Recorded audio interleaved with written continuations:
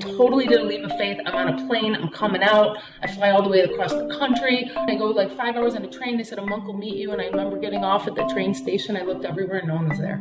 And I was like, oh, what happened? Did I just make the biggest mistake of my life? Am I about to get like taken or killed or, I don't know what's happening. And this little woman comes up to me and she was about 80 years old and she came up maybe to my chest. She says, hi, are you Cassie Sobelton? I said, I am. And she goes, oh, great, the silence starts now. Welcome to the Seven Hats Podcast. My name is Yuval Selig, and I've been on the entrepreneurial roller coaster for over 20 years.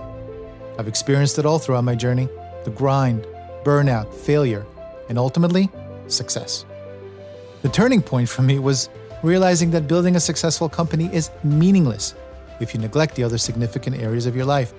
So today, I'm inviting you to join me on an adventure through those 7 areas, what I call the 7 hats. Every week, my guests and I will drop valuable insights and pearls of wisdom, helping, motivating, and inspiring you to get your 7 hats in order and deliver real impact with meaning. So let's get going.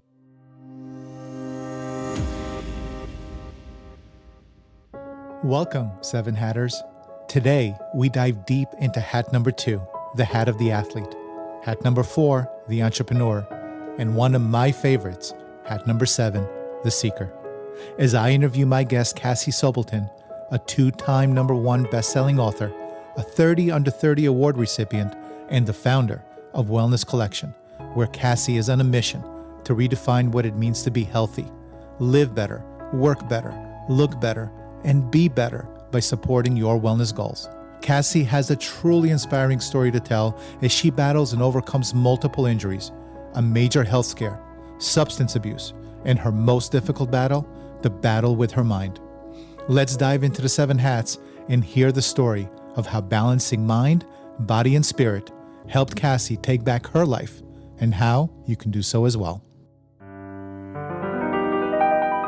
Welcome, Cassie. A pleasure having you on the 7 hats. It's a pleasure to be here. Thanks for having me. Awesome. So let's start with the end in mind. Now, entrepreneurs tend to neglect our mind, our body, our spirit in lieu of the grind.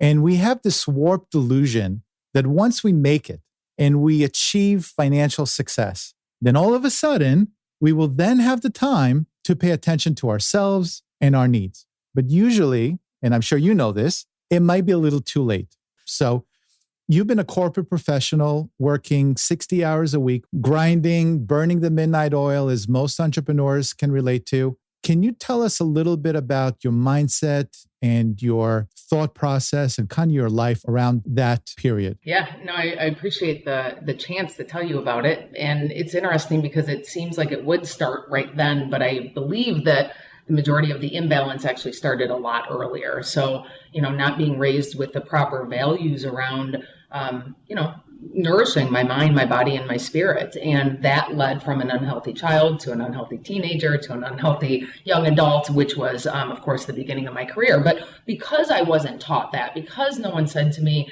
hey, you have to make sure that you are totally in alignment in order to, hold your health and move forward and do great things. I just kind of moved forward and tried to do great things. And being the typical amazing Taurus I am, and I'm a bull, and I like to just kind of push through it, I did that. And like you said, just ridiculous hours. I was working for my family at the time. And, I was excited and I wanted to prove something and I wanted to be successful for whatever that meant in that moment. And my success now, or what I believe to be success, is way different than what I thought was then, right? And what I've realized is through the years that unless we really define success, what that means to us, and that has to be a mind, body, spirit, at least for me, and most people I've seen that have been able to do it healthily, that's how. Success is like this moving goalpost. And as soon as you get where you think you want it and you think would make you happy, it moves. And then it moves, and then it moves, and then you're constantly chasing this elusive success. And what does that mean? And I'll give anything, and I'll give my health, and I'll give my family, and I'll give my relationships. And I did that. And I luckily, God, thank God, I had a really major health scare, which kind of halted me in my tracks. And rather than deciding to, I had Crohn's disease. I found that out through a ruptured appendix, and they removed a large tumor in my intestines, about half of my colon, about 6 feet of my intestines. I came out of the surgery and was given all these pills to take. Oh, and if you take all these, you'll be back to work within 6 weeks. And I'm like, back to work? Like, what? No, I have to fix this thing.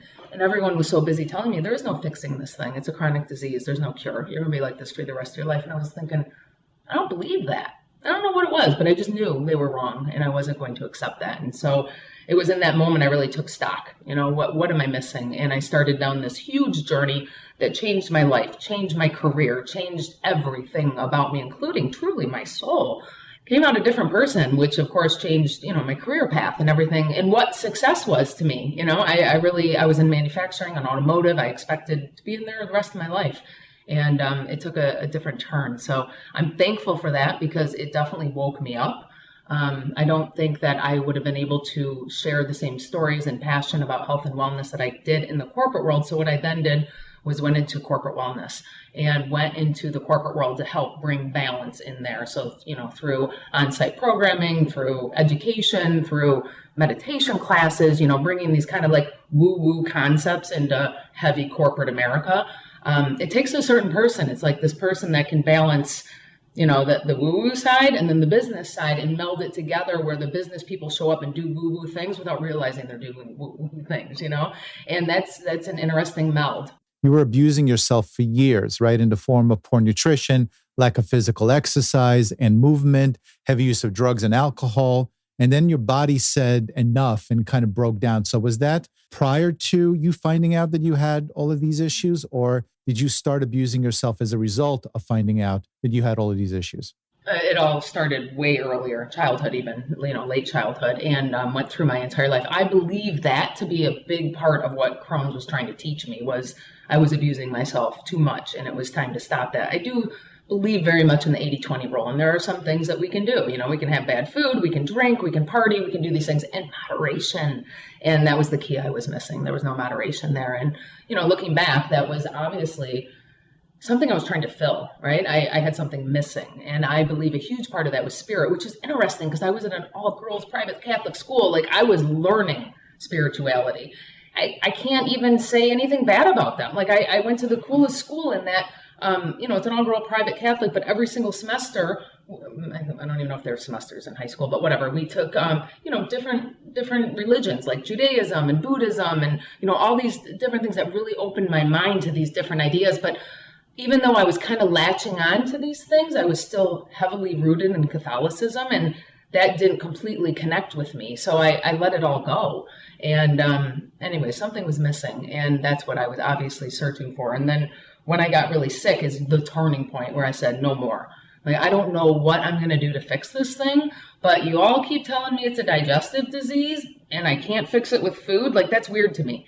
So what do I do? How do I fix this? And, there aren't a whole lot, in 1999, there weren't a whole lot of holistic practitioners in Michigan, at least, or in America. I mean, it was very hard to find. I even was able to go to Europe and meet with some people, but I traveled across the U.S. trying to figure out how to heal myself. And I remember very well going into doctors' offices and like interviewing them. Like, I'd like to come off all my meds, and I'd like to reverse this disease that everyone tells me is, incurable. And, some doctors look at me and they're like, you're crazy. It's never going to happen. I'm like, bye-bye, I'm out, right? And so I found that doctor who said, I don't know how you're going to do it, but you seem pretty darn determined. Yeah, I'll help you.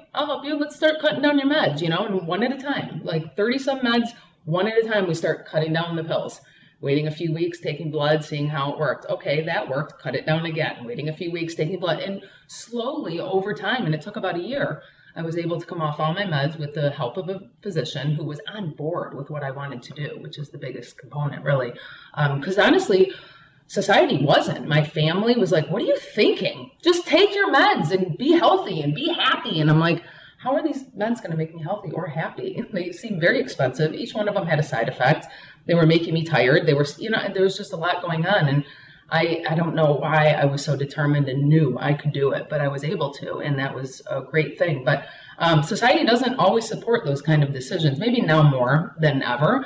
But, back then you get a big diagnosis and you just take your drugs and do what the doctor tells you, the man in the white coat, A lot of seven hatters out there are self-medicating right now. And I know that especially 2020, it's incredible on the number of individuals right now in the US that are facing their demons, right? That are depressed, that are on antidepressants and really kind of numbing.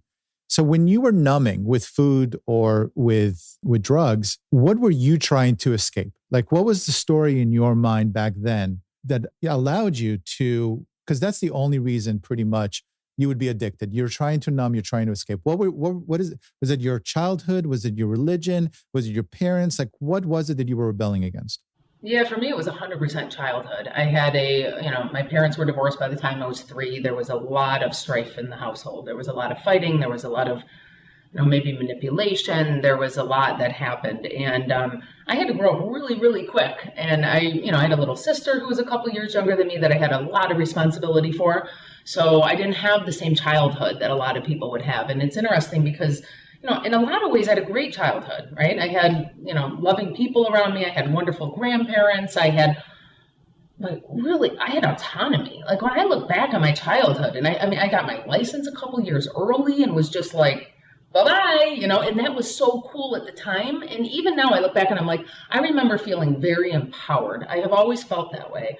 And I think some of that might be from that kind of childhood, which was like, I know you're not going to get in trouble. Go out and have fun. But I did get in trouble. But I mean, kill myself or get, taken off my bike or whatever. Things were just different back then. But I do remember being fully empowered and very stubborn around that power. And that power is probably what's driven me to become the entrepreneur that I am and, want to do these things. But I do think it's the lack of the parental support or what they were able to give in a divorced way. I mean, we were some of the first maybe the first family I knew, I think, actually, to ever have a divorce and to deal with all that and not see my dad for years at a time. And then when I did, it was every other weekend for 36 hours. And, then it was gone for a while. And my mom was married to, she got married to a man that wasn't the greatest stepdad who made life really difficult. And all I wanted to do was get out of the house. And, it kind of became this numbing, and exactly what you said. That's what people, I think, are doing. And it's easy to do.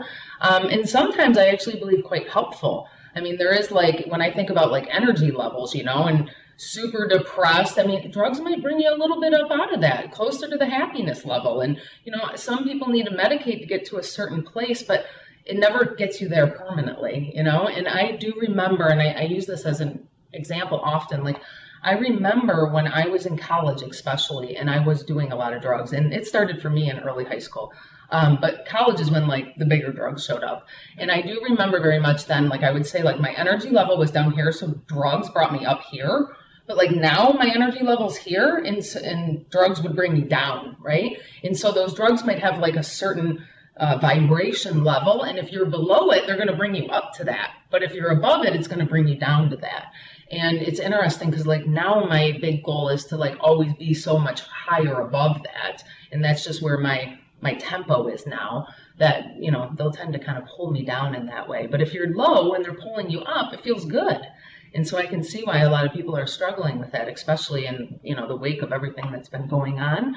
And the one thing that I found to take me out from underneath all that was spirituality in connection to a higher source. And some people call that God and other people the universe and some their higher self. And I believe them all to be true. But, when I'm connected to that, it's not so interesting to be out of my mind. I like where my mind is when I'm connected to that. So you made a life-changing decision to heal. You met this doctor. It prompted you to take this arduous, long journey into self-discovery and try to heal your childhood trauma. And that really could only be done through balance and mind, body, spirit connection. And you were kind of the vehicle, that catalyst to not only find it within yourself, but then ultimately teach it. So you wrote a book, number one bestseller. Congratulations. You actually wrote 2 books that were number one bestsellers. But the book that I'm referring to right now is Back to Balance. I struggle with this one because I always ask myself, how do you get it all done? Is there balance? And the question to you is there such a thing as balance in life? I think there is. And I think the most obvious reason of that is when we're out of balance. That becomes extremely obvious when it's missing, more so than when we are actually balanced. I don't think it's this perfect balance, right? And I don't think it doesn't stay. So we're constantly having to work on keeping that center point. And I do think if we say super centered, it's easier when we get blown around, when we get knocked over, when we get hit with something hard, right? Staying center is really important and difficult to do if you're not connected to something bigger than yourself, because there's a lot of things bigger than us that are trying to knock us down every single day. When you mention out of balance, Oprah speaks to listening to life's whispers so that it doesn't have to knock you upside the head. And I believe she used the analogy of life throwing these pebbles to get your attention. And if you don't listen to the universe's attention-grabbing pebble, all of a sudden it gets larger and larger, and then you get a boulder right hit on your head. And you speak to a similar analogy where you stated that your physical challenges are actually trying to teach you something, like school. You get to second grade, then you get to third grade, and each grade you have more advanced teachings, and you have to pass it in order to get to the next grade. Can you elaborate on those physical challenges that you faced and what they were telling you, and what did you learn? So I found something really interesting in each one of my surgeries, and there's been a lot of them through the years. Each one of them, I had these moments where I had some books show up in my life that I had never heard of the author, never heard of the book, but somehow, some way when I'm recovering, and in the most vulnerable moments of my life, because they really are when you're in those kind of surgery recoveries. These books showed up, and one of them was Louise Hay's Heal Yourself, and it was talking all about, and I remember reading it, and it was at least 20 years ago, and I remember reading through after a surgery, and this was actually a knee surgery, and there's like a chart in there, and it says literally each body part and right and left side and what they mean, because what the whole concept is, we attract into our life the lessons we need to learn to move forward. So, for example, if you keep attracting knee injuries, or you keep attracting digestive issues. It could be an illness, it could be an accident, a blunt force accident, or a slow to roll illness. But what they're doing is it's the body's way, when you're not listening to those little whispers, the body's way of showing up so that you can't deny the whispers anymore. And so I remember reading this and thinking, total nonsense. There is no way. This woman is a whack job. Like, why did this book show up here? But there was something a little in my head. And again, this is long before the Crohn's surgery or any of that. This was during some knee surgery situations. And I first had a knee situation. I fell off my 10-speed bike on the way home on my 10th birthday. I was given a bike by my dad for my birthday. Took me to the store, let me pick it out and ride it home. And I was thrilled. And on the way home, I wiped out and just completely tore apart my left knee. And that started a series of knee surgeries. I've had a cadaver bone put in my left leg because of an accident. I've had 5 knee surgeries. I mean, it just goes on and on and on. Plates, screws. I mean, it was nuts. But I remember thinking, finally after, I remember maybe the 5th surgery going, there was that book that one time. And that book that I read said something about how these issues keep showing up in our lives. What if I'm totally ignoring it and God just keeps turning up the volume on these problems in my life? And I remember I gotta find that book. What was that book? And I dug through my stuff and I found the book. I reread it and I looked at it and it was left knee is fear of moving forward in life, and left side is mother, and anyways, all these things that just made sense. And I'm like, but I'm still a little in denial of it, right? Because the ego is going, no way, not true. And I'm thinking, okay, so what's going on? So I started reading. I'm like, okay, let me think about this. Who do I know that's had a heart attack? And I look it up and I'm like, oh, it's exactly the description of them. And then I'm like, okay, what about breast cancer? A woman who gives everything of herself and has the life sucked out of her. Oh my God, the 3 people I know who have breast cancer literally gave so much to everyone around them. It killed them. Oh, and then what about this? And what about, and it made sense for everyone else. I'm like, oh my God, mine has to be right. If all of these are right around these other people, mine has to be right. I have to take this as gospel. And I remember thinking, okay, I'm going to go through and I'm going to pick out every one of my ailments. And they had started in my intestines. I had all these knee surgeries, and I started picking through them. And then I made a list of the things I needed to improve in my life to stop getting sick. And it was around that time, I started really focusing, okay, first chakra, second chakra, that's digestive, that's root, that's family, that's this. And I really started diving in deep around okay, I can't ask my family to do it for me. Maybe I could. I don't know if they were equipped at the time, or maybe I just didn't trust that they could. But how do I mother or father myself, that little girl inside of me? How do I learn that? And I didn't even know where to start. And then something happened weird in a week's time where 4 people said to me, have you ever heard of the Zen Monastery Peace Center? What? The Zen Monastery Peace Center? You have 4 people in 1 week. I'd never heard of it. So I Google it, I look it up, and this was right when the internet was starting. There was a 1-page website, and it said, retreats, apply here. And I'm thinking, they're twice a year. And I'm like, I don't know, maybe I should apply. Like, it seems a little weird that this thing was said to me so many times. So I apply. I get a phone call within 10 minutes of a monk out in California who's like, you just applied for a retreat, and oddly, we had someone cancel this morning, and you would have to come out in 2 days. Let's do an interview. They interview me, and they're like, you'd be perfect for the retreat. Are you interested? I'm like, I totally did a leap of faith. I'm on a plane. I'm coming out. I fly all the way across the country. I drive all the way, or I get on a train. I go like 5 hours on a train. They said a monk will meet you. And I remember getting off at the train station. I looked everywhere and no one was there. And I was like, oh, what happened? Did I just make the biggest mistake of my life? Am I about to get like taken or killed, or, I don't know what's happening. And this little woman comes up to me, and she was about 80 years old, and she came up maybe to my chest. She says, hi, are you Cassie Sobelton? I said, I am. And she goes, oh, great, the silence starts now. I had no idea. I was on a silent retreat. I had no idea what I was about to go through. And the next 2 weeks were the most life-changing 2 weeks, the most growth I've ever had in my entire life in 2 weeks, like literally for the last 20 years in 2 weeks. And I learned a lot about why the body shows what it shows to us, what I'm trying to learn, how do I nurture that child inside of me, and just take ownership of her issues, because they're mine now. Maybe until 18, I could have blamed them on someone else, but now, at the time, I'm, 20 some years old, now they're mine, and it's time for me to fix them. And so I just decided to dive deep, and I cried, and I cried, and I cried, and I cried. For years, it felt like. I meditated, I cried, I was depressed, I was angry, I cried, then I was super happy for a few weeks. Then I meditated, cried, depressed, angry, then happy. And like the depressed and angry times got shorter and the happiness got wider. And I believe strongly that I was detoxing all those emotions stored in me that would have otherwise come out as more illnesses or injuries.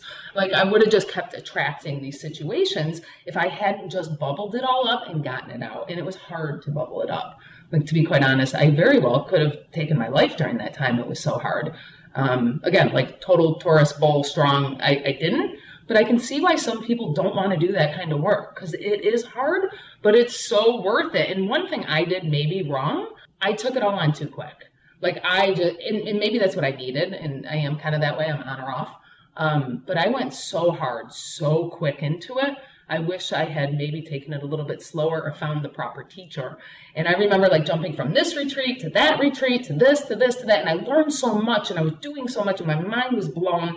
And I was excited. And then I had this one mentor. She's so sweet. And she says to me, hey, Cassie, imagine if you were in your backyard and you're looking for water, you're digging for water. And like you would dig 4 shovels and then you'd stop and you move to the next spot. You dig a 4 shovels worth and stop and move to the next spot. She's like, you only get so deep. She's like, I really think you should choose a practice and stick with it, because you're like all over the map. And it was at that point I really kind of just like integrated all of it into my practice and what that is for me. But that's where I think the balance resides. And, my balance is different than your balance, and that's different than someone else's, right? But it took all those experiences for me to figure out what would work for me and then find it and stick with it. But it was life-changing. Wow. There's a lot to uncover there. So obviously you went on this journey, you became a seeker. I read your book, and as soon as you spoke of Louise Hay, I went to my library and I'm like, wait a second. I have a book by Louise Hay, and then it says you can heal your life. And I remember just like the time you opened the book and I started reading that pink eye is all about anger and frustration and not wanting to see. And that polio is paralyzing jealousy, a desire to stop someone. And my ego basically said, nah, no way. That's like hokey pokey shit. Forget it. But the reality is what you found based on your exploration was that your problem stemmed from, as Louise Hay stated, fear of letting go and holding on to the past. And that just, it's resounding. Like now you can see that looking back and hearing your story and connecting the dots backwards, that's really kind of what it was. It was a traumatic experience as a child and not letting go. And if you can't let go, guess what happens? You're not going anywhere. And so you weren't going anywhere, and your soul is basically telling you, hey, here's a pebble, here's a pebble, here's a pebble. You weren't listening, and it threw that boulder across your way. And I think that's a great lesson. Let's speak of kind of your base findings, right? That mind, body, spirit connection. Let's dive into each one at a high level just to help the Seven Hatters kind of get a feel for what mind, body, spirit is and how they're connected. I like to talk a lot about mind, body, spirit when it comes to a tripod because it's just so easy to envision the tripod. And if one of the legs are so substantially shorter or longer than the others, it's not going to work. It's going to topple over one way or the other. And that's what I found what is happening in my life. I wasn't giving the proper attention to any of them really. But spirit is an elusive one. That was something that was difficult for me at the time, again, because I think I connected more with probably Buddhist traditions. Again, that's not necessarily a religion, but a lot of people, there are some roots in that. And I was really raised in the Catholic faith, and it wasn't clicking with me all the way. I didn't totally feel it. So when I finally started figuring all this out, when I started reading things like Louise Hay, I remember thinking like, that's my spirituality. And I didn't even know what to call it. It was just this, and some people say like, my spirituality is kindness, or my spirituality is, I still don't even have the right words for that all the time. I guess it's just my spirituality, but it's like this little piece of all these different things. And for me, it's way different than others. And for others, it's going to be different than, anyone standing next to them. But I think it's this interesting meld of what we've been taught as children versus what we feel in our heart versus what we might know to be true.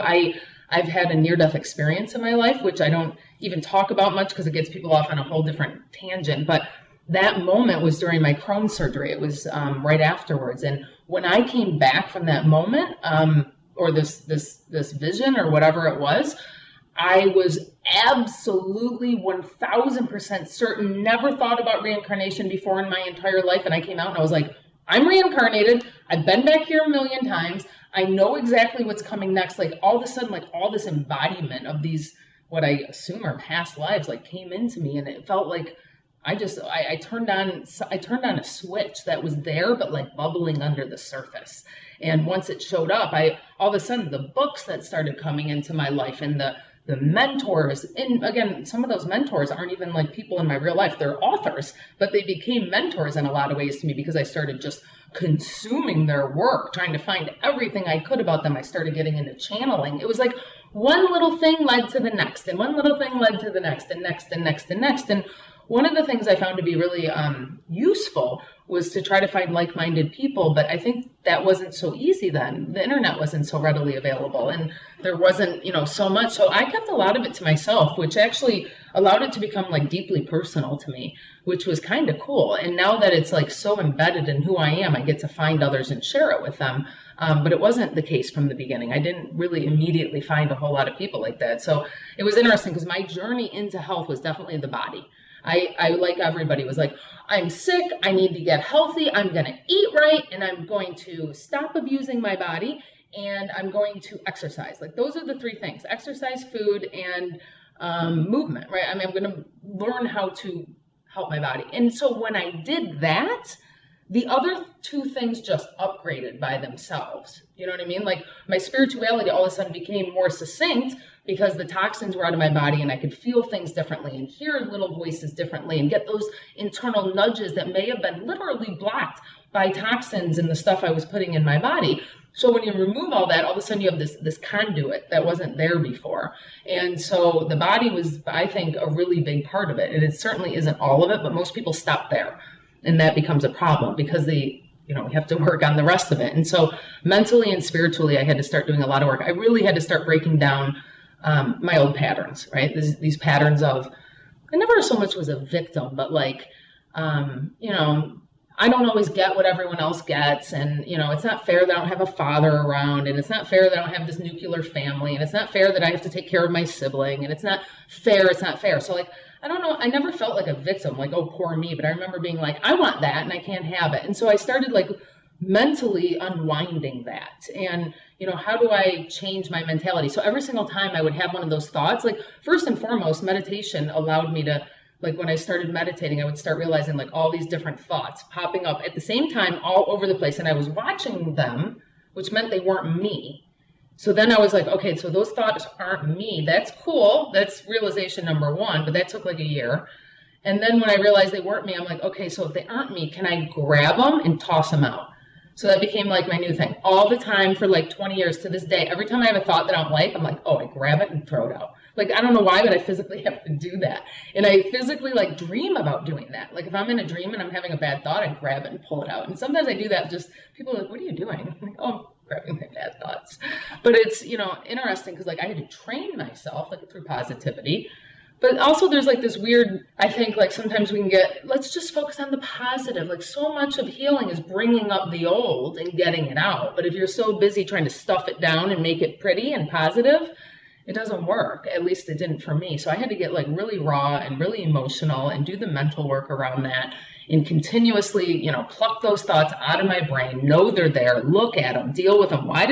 That's not true. Like, why would I think that? Literally holding these thoughts in my hand, looking at them. Like, that's not even true. It's no longer has a home here. Let's get rid of that. And that was, I think, a huge mental practice for me. And all the reading, I just learned so much from so many authors. And then spiritually, it was way easier to connect once I had that kind of knowledge. And once I started, kind of mining my, whatever we want to call it, right? When I started mining like through my body and being like, what is it that I need to do to stay connected? And I got like major downloads around that. And I still to this day do. Sometimes I get these like really random weird downloads. Like I went on retreat about a year and a half ago and it said, shut down your business, go home and shut down your business. And I had just launched my second book in my field to do business around. And I came home and was like, I have a launch party next week. And I think I'm going to tell everyone I'm closing my business. Like, this is insane. Everyone's like, what are you talking about? I don't know. And then COVID hit, my business just done, and it's unbelievable. Like every now and then if we're listening, they're there. And I saved myself 6 months. I was 6 months ahead of the game when COVID hit because I had that download. But, if I was eating junk and I wasn't connected and I wasn't doing the spiritual work or the mental work, like I want to hear those things. And I certainly want to have the guts to act on them if I did. It's so crucial to get this connection and balance between mind, body, spirit for entrepreneurs specifically, because you mentioned Sean Achor. I think I'm saying his name right. I'm not exactly sure, but Sean Achor wrote a book called The Happiness Advantage. And he claims that success does not fuel happiness, that happiness fuels success. So if an entrepreneur works on their mind, body, spirit connection, they probably have a much higher likelihood of being happy, right? Or finding purpose and meaning and fulfillment in life. And therefore, that's going to fuel their business success because they'll be able to find creativity and intuition and leadership abilities and focus and purpose. Tell us a little bit about your thoughts on that connection with what Sean wrote specifically for entrepreneurs, because you're an entrepreneur. So I think when I'm connected and when I'm in balance, I emit a different level of energy than when I'm not. And that level of energy, that frequency, attracts people who are going to assist in my journey and let me assist in theirs, because that feels good to me too, right? And so it's like this, I believe it's like a frequency, and almost like a antenna on a radio, and you're going to tune into a certain station, and the higher that frequency is, the more you're going to attract the proper help, assistance, love, support, all of it, and be able to give that back. I think it's actually just as easy as that. Like literally, when I'm in balance, I attract the right things in life. When I'm in balance, I have inspired action. When I'm in balance, ideas come to me easily. When I'm in balance, people want to do more for me to help me. When I'm in balance, I give more love and probably am given more love. It just goes on and on like that. So what I found was, prior to realizing all this, I worked really, really hard. I worked really hard to get not too far. And when I started getting connected, I had to work way less. And the more showed up at my doorstep, more success, more opportunities, more people, more love, more support. But it's really weird because it hasn't just gone on this trajectory where it keeps going up like that. It's like, okay, I go up and I get I'm walking up the stairs and I'm at a landing spot, and then everything falls apart again. I'm like, wait, what's happening? I thought I got this thing, and I keep and then, but what's happening is each time I keep being presented deeper and deeper wounds and deeper healing opportunities, because they're both the same.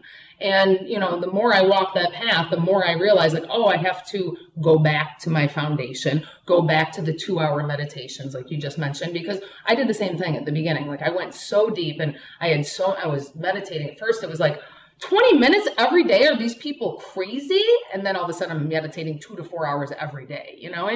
It finds its way. And when when you realize the benefits of it, when we as humans realize the benefit of it, all of a sudden we're like, whoa, I can make time, and then I'm feeling so much through that. And then what happens is slowly over time that dwindles back because everything's going great and everything's feeling good and I'm connected and I'm balanced, and slowly everything kind of starts wobbling and toppling, and next thing you know, I'm realizing, oh, I haven't been meditating that much lately, or I haven't been meditating that long, or I'm not giving this, or I've been eating kind of bad food, or all these things. And then it kind of sometimes takes a little bit of a topple to get me back onto that journey in that way. But I think every entrepreneur realizes that. Now, if they don't, they eventually realize that. But many of them will say things to me, and many of them will say things to me like, oh, I know my fitness, routine is such an important part. I can't break away from that. Or the way I eat, or I have to get X amount of hours of sleep, or, right? They end up figuring out whatever it is that they need, and they wouldn't be successful if they didn't. They absolutely, the universe wouldn't let them. The laws of the universe it's not going to happen, right? If we're totally out of balance, like there's a reason that balance is there. And I think we all need it. It's important. And so when I went into corporate America, I was very much like mind, body, spirit. And, I understood corporate America and I understood business, but there were no other words for it at the time. Like I didn't know how to, express it. And it was funny because I remember like sitting at this, I worked at a hospital. I went and pitched a wellness program to a large hospital in Detroit. They hired me. I ended up being at like this table with all these hospital CEOs. And I'll never forget it. It was like 15 years ago. And I remember saying, well, we're going to bring mind, body, spirit into corporate America, and we're already starting with these nutrition lunch and learns and with this and with that. And I remember, and there were even 3 women there, and there were like 3 out of 6 of the CEOs in this room were women. And they said to me, that's really cute, but it's never going to work. It is absolutely not going to work. You're never going to make it. And they're like, you really should stay doing what you're doing. And I thought, wow, they're so ridiculous. Like, what are they talking about? And I went on and did my thing because I'm stubborn. And it was really interesting how over the time in the next 10 years, the past 10 years, I've watched that industry, corporate wellness, move to this idea of well-being. So they don't call it wellness anymore because wellness is purely physical, but well-being as this idea of mental, emotional, spiritual, occupational, and financial well-being. So that's like there's 6 pillars. All of a sudden, the whole corporate wellness world is talking about it. And they put cute little words on it. It's not mind, body, spirit.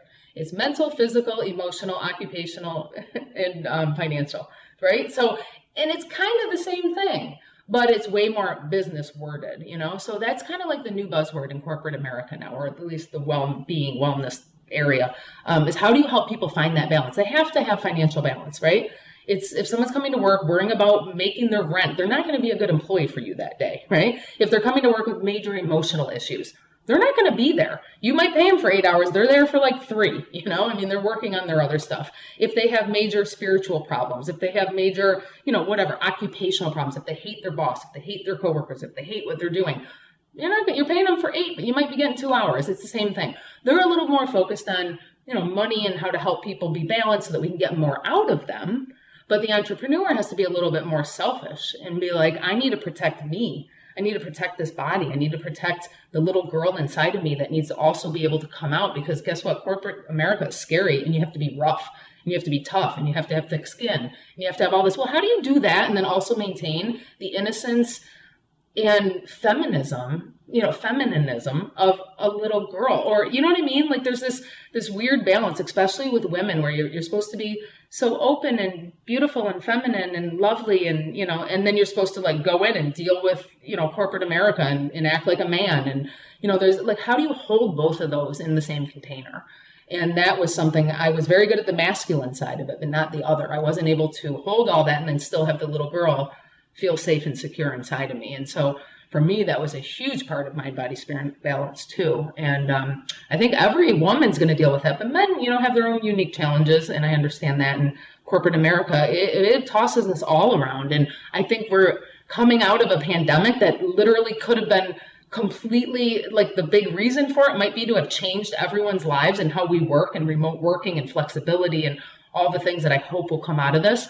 But entrepreneurs never get that chance. They have someone try to fix it for them. They have to do it for themselves. And it's important. Yeah, absolutely. And, the entrepreneur also, the smart entrepreneurs, the ones that are listening to this episode and they're like, you know what?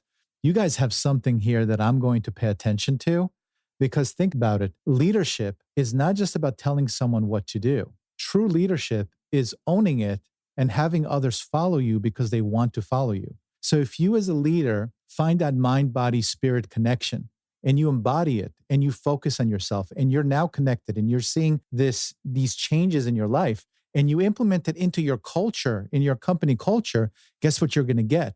A whole bunch of productive, creative, insightful employees who are going to follow you and love you and take your dreams and make them a reality. So the issue, though, is there's a disconnect between what you're saying and what I just said in terms of, yeah, it's all nice.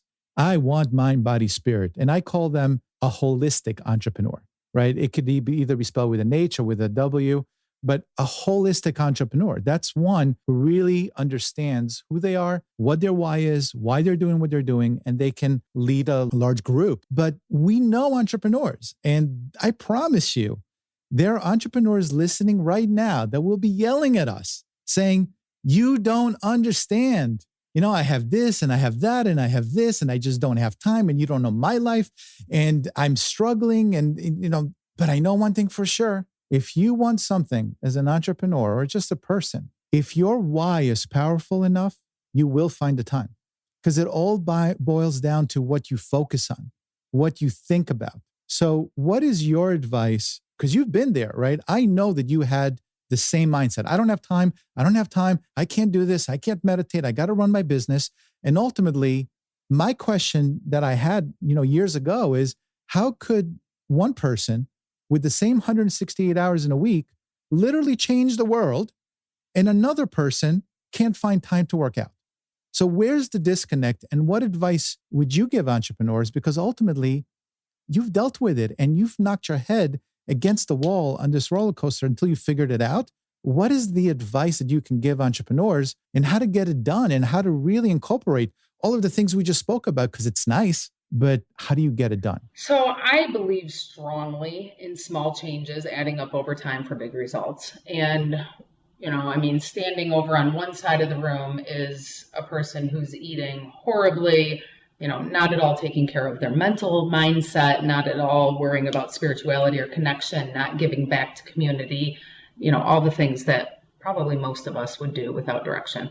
And then over on one side, the opposite side of the room is the person who is totally and completely fit and healthy and, whole and balanced and, just a lovely human being who has figured it all out. Both, they figured out their career, they figured out how to manage it all, family, friends, everything. You don't hop from one to the other. You just, first of all, don't even energetically hold the ability to do that. So what I like to tell people is take one step. I don't care what you do. Like even in the book, Back to Balance, first book I wrote, in every chapter at the end had like a checklist. And it said, these are some bullet points of the things that we talked about in this chapter. Pick one. Just pick one of them and apply them apply it into your life and spend a week or a month doing that one thing. And in a week or a month, it will be a habit. It is no longer something you're trying to do. And then come back to this book and pick it up and pick another thing. And, that's essentially what I did, just slowly over time. I didn't try to make this major jump into this new lifestyle. I mean, my illness forced me a little bit to do that. But when I first started learning about everything, it wasn't like I just had this brain dump with all this information. I went back to school, the Institute of Integrative Nutrition. I went back and became a yoga instructor. I went back and became a meditation teacher. Everything was slowly as I became passionate about it. So it wasn't such a huge shock to the system. And then what ended up happening to me was everyone looked at me and thought, what'd you do? You look different. You lost a ton of weight. You seem different. You seem happy. What's going on? And then my why became sharing that with others. And it really became a really big part of what I wanted to do because people were looking at me like, I don't see you doing a whole lot different. Because those little tiny upgrades make a really big difference over time. And they're not with me 24 hours a day, And then people would start coming to my house and being like, oh, you do this. And oh, look at that. What a great idea. Replacing your light bulbs with full spectrum everywhere. And what a great idea to have, a saltwater plunge. And what a great, you know what I mean? Like all the things slowly over time that added into my life and into my world to make it easy to be healthy became something that I could show others. And then I became a teacher about it, which, by the way, I think the best way by and far to become healthy is force yourself to be that billboard of it. One of the things that I really made a conscious decision around was I want to keep this in my life. How do I do it? Make it my work. I mean, what am I going to do most of the time? 40 hours at least a week. Yeah, well, if I'm focusing on health and wellness just for my work, then I'm probably going to stay healthy. And so that was a big part of my career decision. But plus, it just became my passion and, what drove me and how I, wanted to share with the world. So that was interesting. But I do think it's just small changes, If you heard about meditation 15 times over the last month and you're hearing about it on this podcast, look it up. Look for a local class. They're everywhere now. There's tons of meditation apps that are teaching it. If you heard us talking about, what have we talked about? Anything, right? Like thinking about watching your mind. If you heard us talk about Louise Hay and Heal Your Body, you want to know that injury spot on your body that keeps getting hurt over and over? Go check out that book. So it's those little things, because that book has something in it that will lead you to something, and that has something that'll lead you to something. And it's like this constant exploration. I mean, we are always learning about ourselves, and what a wonderful thing of self-study. If your spirit, if your intuition, if you're feeling something right now, listening, it's the universe telling you, I have to take action. And that's your little pebble. Let that little pebble hit you and take note of it. You don't want that big boulder to hit you over the head and you're sick or having huge financial issues or mental issues or whatever it is, because it's not just you. It's you, your loved ones that really are affected. So now you've really kind of figured it out in a sense. You've spent decades knocking your head against the wall and you're transformed. So that internal story, we all have it. But how did your story, your internal story evolve from that 20-something-year-old to where you are right now? Interesting. It has evolved majorly. Of course, another 20 years have gone by. These days, it's more and more about healing, bringing things up and heal it, up and heal it, up and heal it. I struggled for a very long time. I've never been married. I've never had children. I've never even met anyone that I thought, I should marry this person. This is it. And then about 3 years ago, I did meet someone who's pretty amazing. We moved in together and we're living together, and it's wonderful. That brings about a whole nother component of, healing and learning and having a partner who can help with that. And so some of my stuff has shifted.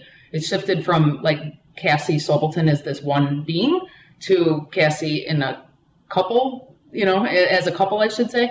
And he's been very helpful in helping me even reframe things as far as my family and how to look at that. So it's interesting how different people are brought into our lives to help us see things differently and help us clear through things. His family really and I resonate very well together, those types of things. So everything lately for me, the internal story has been how lucky I am to have had this healing journey, and I want to continue it. But the more I go into it, the more I'm realizing there's all this stuff that still needs to be healed. So I'm focusing on that, but I no longer have this like, oh, I don't get to do that, or why is this happening to me, or it's not fair, or now it's just like, okay, so this is still showing up in my life. What do I need to realize? Right. And so constantly, like everything I do now seems to be through the lens of how do I learn more about myself and heal these situations. It just becomes such a big part of who I am that it's always the first thing that I go to. And so that's essentially my internal stories are always that. Like even when someone says something and it triggers me, I'm like, oh, what did that just remind me of? Okay, let me try to go there, And so it's just become automatic in that way, which I think is what we need in order to be able to heal, right? We have to see it front and center. And it sounds so hokey, like, oh, heal. Yeah, look at her. She looks great. She's healthy. She's healthy, happy. She's, doing well. She has these companies. I'm a mess. I'm a mess like everyone, I'm constantly trying to deal with my stuff. I'm constantly trying to figure out, like, why do I know people that, like, start businesses and within a year they're making millions, and within a year I'm still formulating products? And, why is everything, like, it's always a mirror. There are always these mirrors that are put up, and I'm constantly dealing with them like everyone else. So yeah, that my new thing is like, how do I get past those things? Like why I don't want to work so hard for money. I want to figure out how to let money. I just watched something yesterday and it was, I don't remember what it was, but anyways, it was talking about like money being like air. You breathe it in, you breathe it out. It's always around you, and why don't I have that yet? Like, where is my block? What did I learn as a child that said money had to be hard worked for? Like, why is that? And so I've been doing a lot around that. That's my kind of internal story right now, is trying to figure that out. So, hopefully within a few months I'll have more to report on that, but I'm going deep on that right now. And it's been kind of exciting and fun and eye-opening, to be quite honest. Some memories popping up from childhood and, things that are happening, because I know I'm doing everything right in the business world. I know that I've made the best products that are out there. I know that I have, I know I'm a great spokesperson for it. I know I'm this, I know I'm that. I need to now get out there and sell these things, right? So but why isn't it coming easy to me? Why do some people turn on a website and they're gone off the charts, and other people, how do we do this? How do we navigate this? So that's my new thing. It's so hard to be in our minds, right? And what I see is that you stopped asking the wrong questions. You stopped being a victim. You took ownership of your life and the life that you're manifesting. You stopped blaming everyone else. And I think that's where the gold is here. And with me, it's the same thing. I was speaking with someone the other day and they're like, oh my God, I just wish I had my shit together like you have it together. And I'm like, what are you talking about? I have imposter syndrome. I haven't figured shit out. I can't do this. I can't do that. And so the reality is, what's in our mind, it's amazing, the difference, because others will see you in their light while you're seeing yourself within from your own perception. And it's just a crazy, crazy world that we live in. And I think that what you've done is incredible. So thank you for that. And now, in closing, we all want to find out, what is Cassie doing today? And what's your business now? How can you help the Seven Hatters? How can they reach out to you? Thank you for asking. Yeah, I during the pandemic shut down the corporate wellness business that I was telling you about, and I had been for about a year thinking seriously about launching and formulating my own supplements line. And anyways, it seemed like a big feat. And I've been a spokesperson for a few large supplement companies and, brands and those types of things. And I remember thinking, as I got trained on their products, as I learned more and more about the industry, and I'm that kind of person who I don't eat a whole lot unless I know the people making it. I don't take supplements unless I know the people making it. And that seems like really outside of the norm for people who don't do that. But I have flown across the United States multiple times to go to supplement manufacturers because I have that background in manufacturing. I understand it and wanted to learn more about it and know what I'm putting in my body. Because it doesn't seem like a big deal if you have a filler in a daily supplement, or, a little bit of a filler in a supplement. But when you're taking that daily, that adds up. And so all these companies were getting bought out by others, and the ones that I had trusted were no longer. And so I decided maybe it was time for me to look into that. And it was one of those weird things where, COVID happened, everything kind of shut down. I was able to get in touch with people that I probably would not have been able to get in touch with otherwise. So I was given a little blessing there. Obviously, again, there's a little signpost. You're on the right path. Here's the right people showing up, like big name chemists who have made huge brands and names and holistic products out there who understand how to make these things showed up and were able to help me formulate and come up with a couple lines of products that I'm just launching with. And it's been an interesting road. I'm super proud. We spent some time, test marketing and taking it out to, our local area, hundreds of people, trying to get feedback on the taste and trying to get feedback on how people felt and, making everything perfect. And we're literally just about to launch with that. So it's super exciting. I appreciate the opportunity to help people, help them find something. And I really want people to understand that if you're buying supplements, you want to make sure that they're the real thing, because there's not a whole lot of regulation out there. And there are a lot of companies that slip things in there that shouldn't be there, and vice versa. They're not meeting the label claims. And I wanted to make something that I knew was truly wholesome, was really going to be able to help people, had a very well-rounded array of products inside of it, ingredients that were beneficial and helpful, and none that were going to harm them. And that's what I've been doing, and it's been a lot of fun. And we'll see what the next year brings. I hope to keep adding product lines. So the name of the line, and where could they go and find it? Are you in retail yet? Are you doing it online? Did you launch it? What can the Seven Hatters do to get some in their hands? Yeah, our website is wellnesscollection.com. And from there, unfortunately, we have to go out to two websites because one of our lines is CBD, in which case it has to be certain credit card processors and banks and those types of things, which won't be the other lines. The other one is a daily, it's called Revitalize, Daily Immunity and Essentials Pack. So basically a multi on steroids, multivitamin, mineral, and antioxidant blend. But anyways, wellnesscollection.com is where you can go to both of those sites and purchase them. Again, we're going to be adding more and more to that. We launched locally. I'm in the Detroit area. about 6 months ago, and we have 9 or 10 resellers right now. So chiropractics, some high-end yoga studios, a boutique hotel locally that's carrying our sleep aid for their guests in the mini bar, which is super cute and cool. Physician offices, stuff like that. But we are not quite ready to go into retail. As a matter of fact, you are a big part of that. That's how we met, was I came on one of your webinars, and just understanding, you're an expert in the industry, and I knew nothing about it. In that 1 hour with you, what I was able to spend and learn, I realized we're not ready. We're not ready to go there. We don't have the money to go there. We need to start online, where I can be the video face and, do a lot of the spokesperson type roles. And then hopefully we will get there one day if that's where we want to take our business, but we were not currently ready and positioned properly to do that. So it's all going to be online for now. And again, some local resellers. So just that we have personal relationships with. It's all about trust. It's all about authenticity. You have it in spades. I'm going to put the links in the show notes.